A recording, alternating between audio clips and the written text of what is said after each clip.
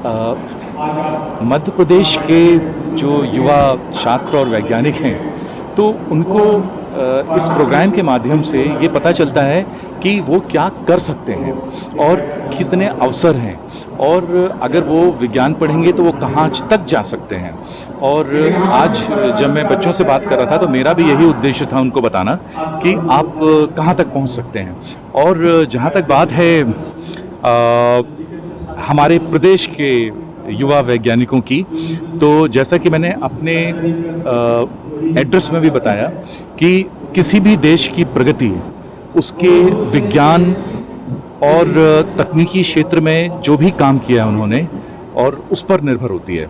आप अमेरिका का उदाहरण ले लें या चीन का उदाहरण ले लें या भारत का ले लें, तो अमेरिका और चीन की जितनी भी प्रगति हुई है ये विज्ञान के कारण ही हुई है।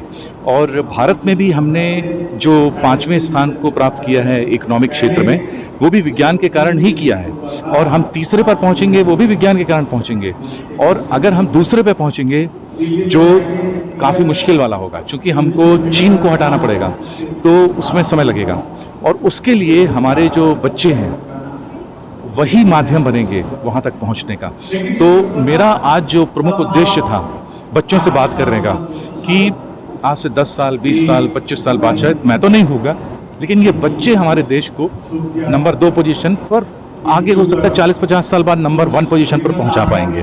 तो ये इस प्रोग्राम का उद्देश्य है। सर, एक सवाल ये कि मध्य प्रदेश मतलब यहाँ गवर्नमेंट खोलनी चाहिए, जैसे का उनको ट्रेनिंग देनी चाहिए। देखिए, हमारे जो यशस्वी मुख्यमंत्री हैं उनका उद्देश्य ही है कि सिर्फ उज्जैन ही क्यों, उज्जैन और मध्य प्रदेश के जो विभिन्न जिले हैं वहाँ पर विज्ञान की संस्थाएं आकर काम करें।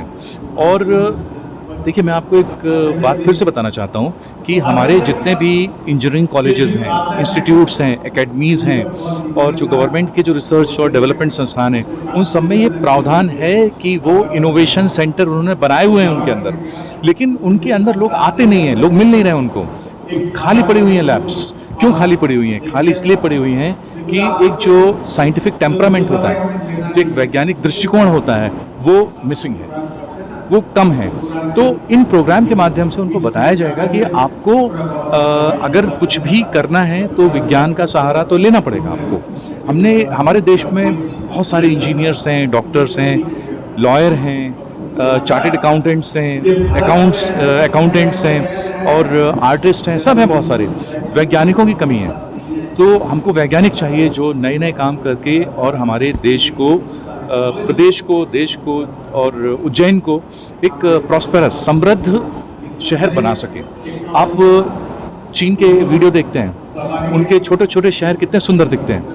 तो हमारा उज्जैन तो हजारों सालों से अग्रणी रहा है वैज्ञानिक क्षेत्र में, तो क्यों ना विश्व का सबसे सुंदर नगर दिखे, हमारे भारतीय तरीके से सुंदर दिखे। सिर्फ सीमेंट और कंक्रीट और ग्लास लगाने से सब चीज़ें सुंदर नहीं हो जाती हैं। हम उनको दूसरे तरीके से सुंदर बनाएंगे, जो हमारा अपना जो कल्चर है, हमारा जो अपना विज्ञान है, उसके आधार पर बनाएंगे। तो इस प्रोग्राम का उद्देश्य ही यही है। और विक्रमोत्सव में शामिल होने का मेरा ये दूसरा अवसर है। और पिछली बार जब मैं आया था तो हमारे जो मुख्यमंत्री हैं वो विधायक थे उस समय, और उनका जो जोश था, उनका तब भी उतना ही था, आज भी उतना ही है। ऐसा नहीं कि वो मुख्यमंत्री बन गए तो उनके जोश में कमी आ गई। इसी प्रकार का हॉल था, इसी प्रकार की स्टेज थी, इसी मैदान में हुआ था, इतने ही मतलब लोग, अब कुछ बढ़ गया है, लोग थे, इसी प्रकार से बैठे हुए थे। और जो Madhya Pradesh council for science and technology है, तो उन्होंने ही इसको स्पॉन्सर किया था, और वो विधायक थे, याद रखिए इस बात को। तो उनका जो जोश है, उनकी जो सोच है, उनकी जो परिकल्पना है, उनका जो एक दृष्टिकोण है, पूरा वैज्ञानिक है। और इन हमारे मुख्यमंत्री के कार्यकाल में, हमारे मुख्यमंत्री के नेतृत्व में अगर हमने कुछ कर लिया तो कर लिया, क्योंकि बाद में क्या होगा कुछ पता नहीं।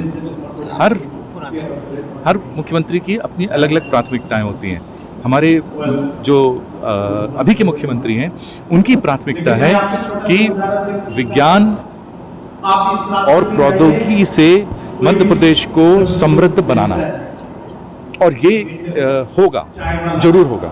और यही कारण है कि हम छात्रों से बात कर रहे हैं, युवकों से बात कर रहे हैं कि आप करिए, आगे बढ़िए।